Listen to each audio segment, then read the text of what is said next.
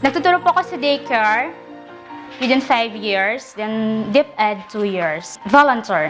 Bali may honorarium kami sa Division Office, 3,000 a month.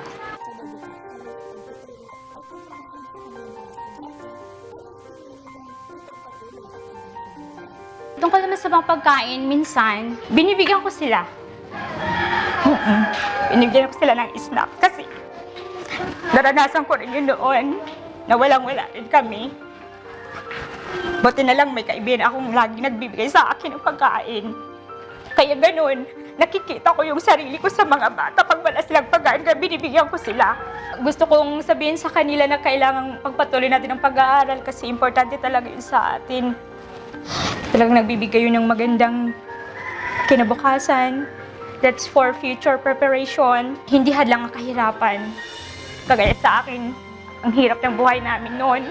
Pero sinikap ko makatapos ng pag-aaral para makatulong sa aking mga magulang at mga kapatid. Sa mga taong nangangailangan ng tulong sa akin.